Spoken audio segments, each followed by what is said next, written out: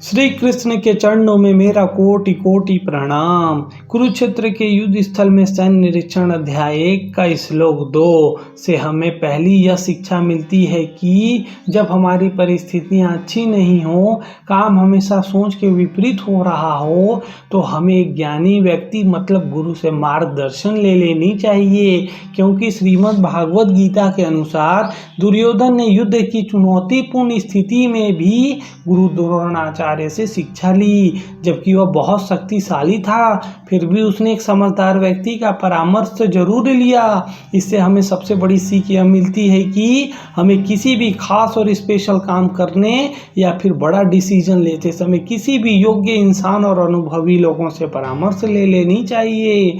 दूसरी शिक्षा यह मिलती है कि जब दुर्योधन ने देखा कि पांडवों की सेना पूर्ण रूप से तैयार है, तो उसने तुरंत अपनी वर्तमान की स्थिति को देखकर रणनीति बनाया।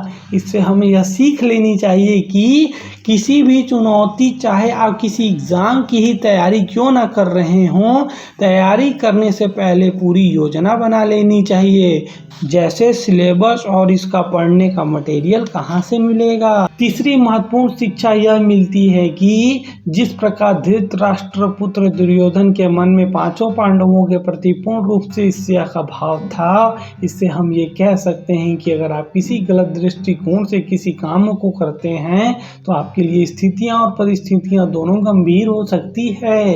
चौथी महत्वपूर्ण शिक्षा यह मिलती है कि दुर्योधन ने पांडवों की सेना को देखकर तुरंत अपने गुरु से बात किया और उनसे सलाह मांगा।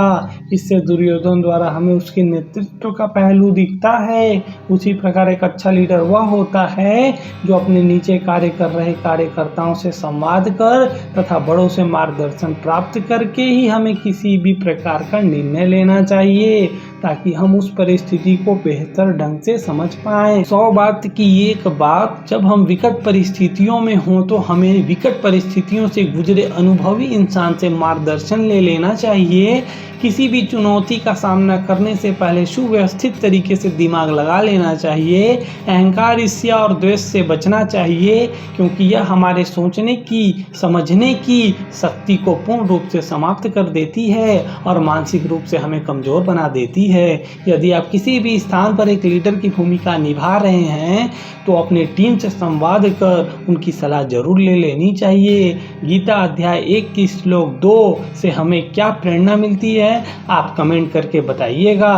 तभी तो पता चलेगा कि गीता आप कितना ग्रहण कर अपने जीवन में ला रहे हैं। आपका बहुत बहुत धन्यवाद। अगर आपको तनिक भी इस वीडियो से लाभ मिला हो, तो विनम्र निवेदन है कि मेरे चैनल को सब्सक्राइब कर दीजिएगा।